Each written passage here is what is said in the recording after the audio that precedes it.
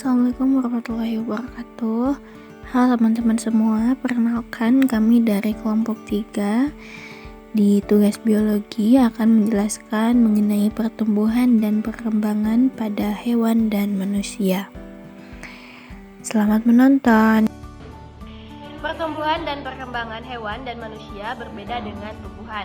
Pertumbuhan dan perkembangan tumbuhan terjadi hanya di daerah meristem saja, sedangkan pertumbuhan dan perkembangan hewan dan manusia terjadi di seluruh bagian tubuhnya. Pada pertumbuhan dan perkembangan hewan dan manusia, zigot yang dihasilkan dari fertilisasi mempunyai kemampuan untuk terus tumbuh dan berkembang.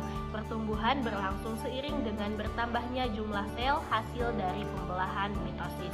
Sedangkan perkembangan ditandai dengan terjadinya spesialisasi dan diferensiasi sel-sel atau jaringan-jaringan tubuh. Diferensiasi akan menghasilkan organ akan membentuk sistem organ yang pada akhirnya akan membentuk satu individu utuh. Ada dua fase dalam pertumbuhan dan perkembangan hewan dan manusia. Fase yang pertama adalah fase embrionik, yang dimulai dari pembentukan zigot sampai perkembangan menjadi embrio. Fase kedua adalah fase fascia embrionik, yang merupakan pertumbuhan dan perkembangan setelah terbentuknya embrio. Fase embrionik meliputi beberapa tahap, yaitu pembelahan, blastula, gastrula, dan organogenesis. Pada tahap pembelahan, zigot membelah secara mitosis dari satu sel menjadi 2 sel, dari 2 sel menjadi 4 sel, dan membelah lagi menjadi 8 sel, dan seterusnya, membentuk kumpulan sel menyerupai buah anggur yang disebut morula. Sama dengan tahapan blastula, tahapan ini merupakan lanjutan dari tahapan pembelahan setelah terbentuk morula. Pada tahap pembelahan sel-sel pada morula kemudian meleguk dan menggulung sehingga terbentuk suatu rongga yang disebut blastosol. Bentuk embrio pada tahap ini disebut blastula dan proses terbentuknya blastula disebut blastulasi. Pada tahap blastula zigot memiliki dua kutub yang berbeda, yaitu kutub animal dan kutub vegetal.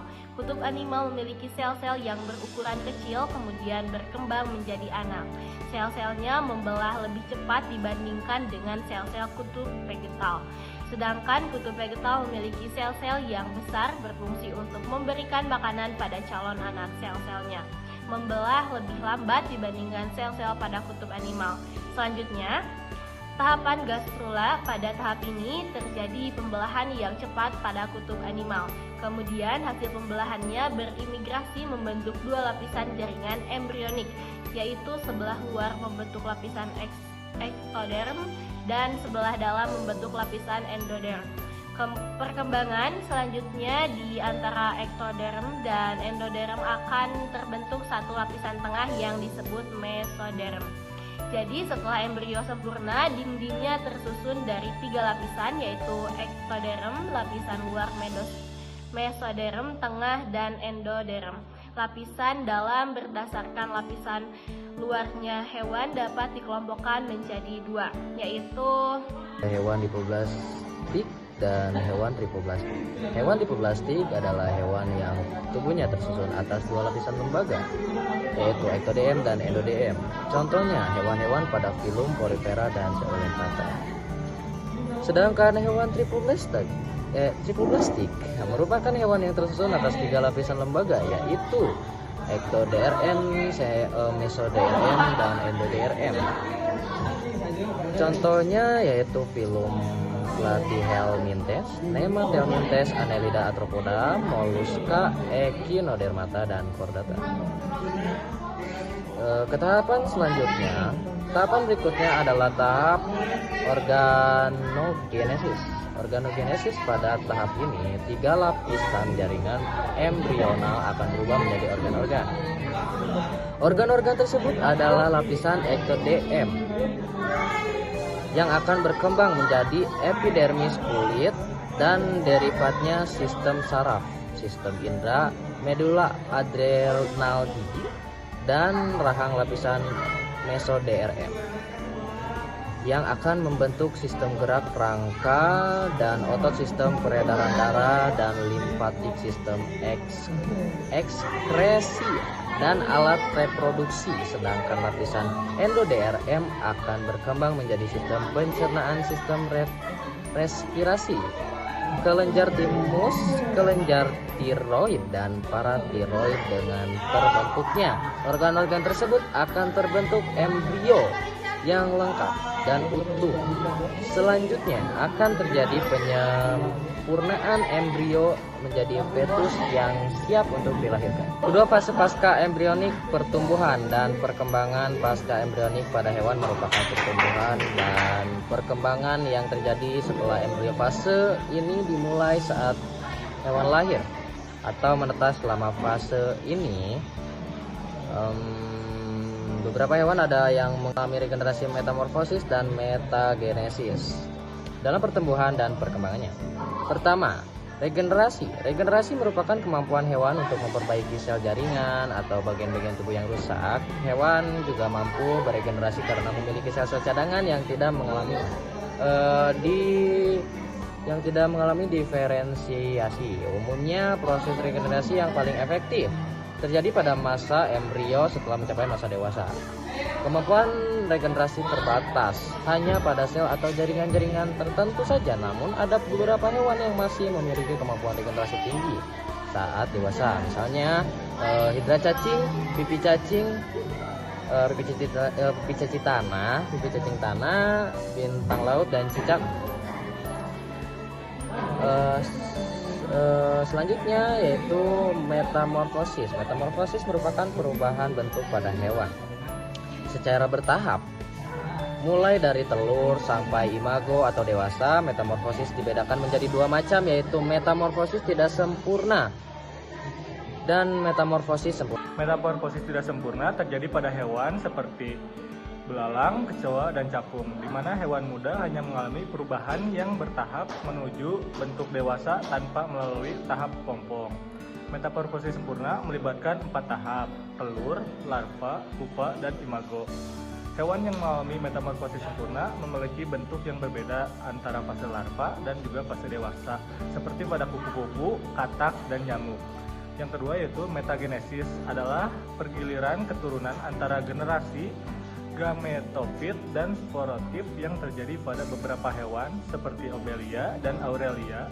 Dalam metagenesis, hewan mengalami 2 fase kehidupan. Pada Obelia, fase polip aseksual berkoloni dan menghasilkan medusa yang hidup bebas dan menghasilkan gamet secara seksual.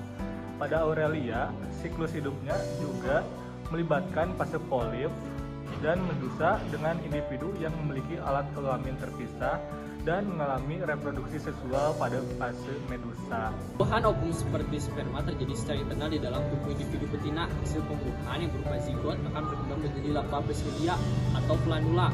Planula akan berenang dan menempel pada tempat yang sesuai. Setelah menempel, silia dilepaskan dan planula akan tumbuh menjadi polip. Polip muda atau skifistoma. Skifistoma membentuk tunas-tunas literal sehingga Aurelia tampak seperti tumpukan piring yang disebut strobila. Pencup dewasa paling atas akan berkembang menjadi medusa muda atau Ephira selanjutnya. Ephira berkembang menjadi medusa dewasa atau Aurelia dewasa. Nah teman-teman, pada manusia pertumbuhan dan perkembangannya selama fase embrionik berlangsung dalam uterus selama kurang lebih 9 bulan 10 hari proses. Ini disebut juga dengan proses gestasi atau kehamilan. Selama proses ini, embrio tumbuh dan berkembang menjadi janin. Setelah masa gestasi berakhir, janin akan dilahirkan. Setelah janin dilahirkan ke dunia, manusia mengalami pertumbuhan dan perkembangan pada fase pasca embrionik. Secara umum, pertumbuhan dan perkembangan manusia dibagi menjadi beberapa masa, yaitu masa balita, anak-anak, remaja, dewasa, dan lanjut usia. Pertama, masa balita 0-5 tahun. Masa ini merupakan masa awal pertumbuhan dan perkembangan manusia setelah dilahirkan. Ciri-ciri pada masa balita yaitu kemampuan fisik berkembang pesat, anggota tubuh berkembang menjadi lebih besar dan kuat, kemampuan motorik mulai berkembang, dimulai dari tengkurap, merangkak, berjalan, dan berlari. Kemampuan komunikasi meningkat seperti tertawa, melafalkan kata-kata, berteriak, dan berkomunikasi. dengan orang lain di sekitarnya. Kemandirian mulai terbentuk seperti mengambil makan tanpa bantuan, mandi dan memakai pakaian sendiri. Kedua, masa kanak-kanak 6-10 tahun. Masa kanak-kanak disebut juga sebagai golden age karena pada masa ini pertumbuhan dan perkembangan anak terjadi dengan pesat. Masa kanak-kanak ditandai dengan ciri-ciri berikut. 1. Mampu merekam dalam ingatan berbagai peristiwa yang terjadi di sekitarnya, mulai menyesuaikan diri dengan lingkungan sekitar, memiliki rasa ingin tahu yang besar, mulai mengenal hal-hal yang baik dan buruk. Berikut masa remaja 11-18 tahun. Pada masa remaja, manusia mengalami pubertas, yaitu perubahan menjadi dewasa dengan perubahan fisik, hormonal, dan psikis. Ciri-ciri masa remaja atau pubertas yaitu perubahan emosional secara cepat. Pada awal masa remaja atau masa storm and stress, akibat dari perubahan hormonal dalam tubuhnya, perubahan yang cepat secara fisik, misalnya perubahan sistem pencernaan, perubahan tinggi badan dan berat badan, serta mulai berfungsinya organ-organ reproduksi. Perubahan dalam hal interaksi dengan orang lain, pada masa ini mulai tertarik untuk bergaul dengan lawan jenis, bersikap ambivalen atau ragu dalam menghadapi perubahan yang terjadi. Emosi yang masih labil dan tergesa-gesa dalam mengambil keputusan, suka mencari perhatian dari orang-orang sekitarnya, memiliki imitating, senang meniru figur atau tokoh yang dikagumi. Pada masa remaja, perubahan fisik dan psikologis yang terjadi pada wanita dan pria mengalami perbedaan. Wanita relatif lebih cepat mengalami masa puber daripada pria. Wanita mengalami masa puber pada usia 10-15 tahun, sedangkan pada usia 11 tahun sampai 16 tahun perubahan fisik yang terjadi pada masa remaja ini dipengaruhi oleh hormon-hormon reproduksi. Perubahan fisik tersebut meliputi ciri-ciri sebagai berikut. Perbedaan perubahan fisik pada wanita dan pria. Wanita mengalami menstruasi, pria mengalami mimpi basah, suara wanita menjadi lebih lembut dan suara pria menjadi berat. Pada wanita dan pria, tumbuh rambut di atas kelamin dan ketiak. Kulit wanita menjadi lebih halus, kulit pria menjadi lebih kencang dan otot-ototnya mulai membesar. Payudara wanita tumbuh membesar sedangkan dada pria makin lebar, dan bidang pada wanita tidak tumbuh jakun sedangkan pria jakunnya membesar. Pinggul wanita melebar dan lapisan lemaknya bertambah. Pada pria tumbuh kumis dan jambang. Selanjutnya masa dewasa 19-50 tahun. Masa dewasa ditandai dengan kematangan individu. Dalam proses pertumbuhan fisik dan emosi, ciri-ciri masa dewasa yaitu perkembangan otot dan otak. Telah mencapai puncaknya, telah matang secara emosional, mempunyai rasa tanggung jawab dan mampu mengklaim keputusan. Organ reproduksi telah tumbuh dan berkembang dengan sempurna. Keadaan fisik relatif stabil. Terakhir, masa lanjut usia 50 tahun ke atas. Masa lanjut usia merupakan masa nonoduk secara fisik, sel-sel tumbuh mengalami degenerasi sehingga membuat manusia tampak tua. Ciri-ciri masa lanjut usia yaitu terjadi pengurangan fungsi organ tubuh,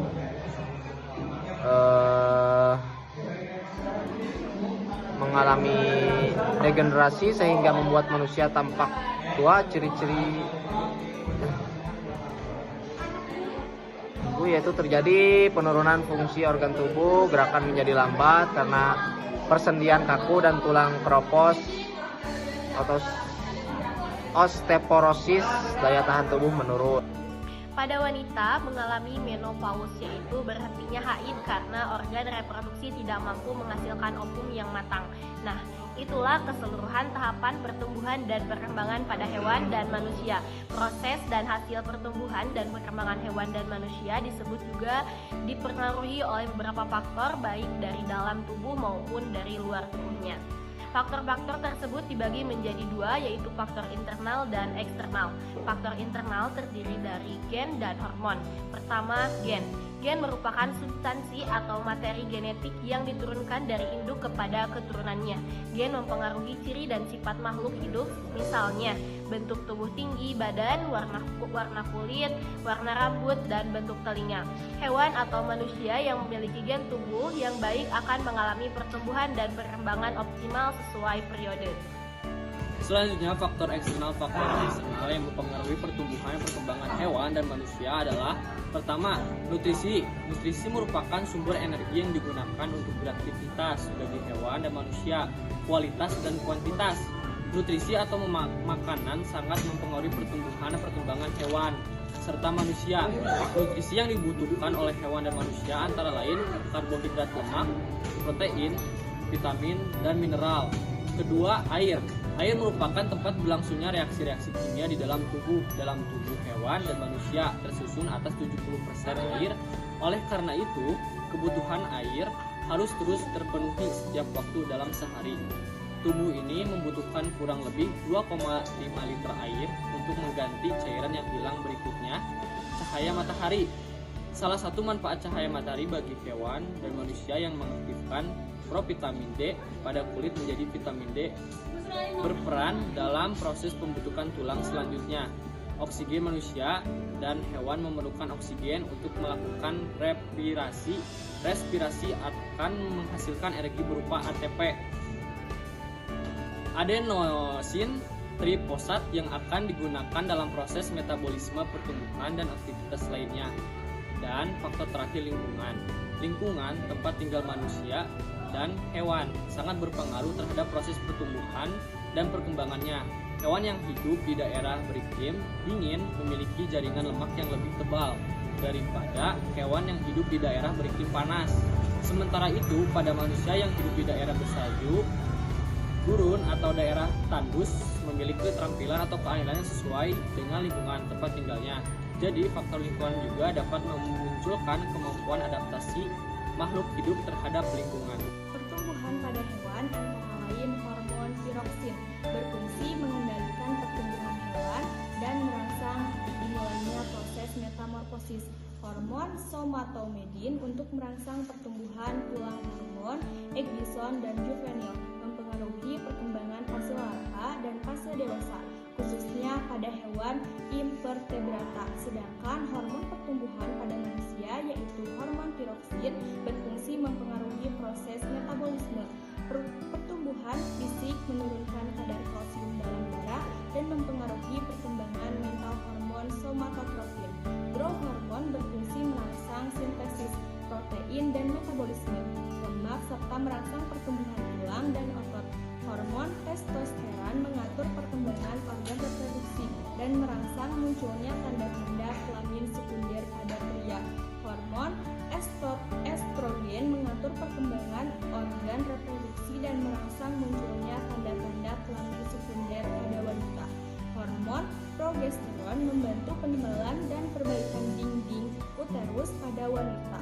Hormon-hormon pertumbuhan ini hanya berfungsi selama masa pertumbuhan. Apabila masa pertumbuhan berakhir, maka hormon-hormon tersebut tidak berfungsi lagi. Nah, teman-teman, itulah pembahasan kita tentang pertumbuhan dan perkembangan pada hewan dan manusia. Prosesnya terdiri dari dua fase, yaitu fase embrionik dan pasca embrionik. Kita juga telah belajar faktor-faktor yang mempengaruhi pertumbuhan dan perkembangan hewan. Dan manusia terdiri dari faktor internal berupa gen dan hormon, sedangkan faktor eksternal berupa nutrisi, air, cahaya, oksigen, dan lingkungan. Teman-teman bisa memahaminya ya? Oke teman-teman, tuntas sudah pembahasan kita tentang pertumbuhan dan perkembangan makhluk hidup, yaitu tumbuhan, hewan, dan manusia. Siap, terima kasih. Hatur nuhun. Terima kasih telah menonton. Semoga videonya bisa bermanfaat bagi teman-teman semua. Assalamualaikum warahmatullahi wabarakatuh.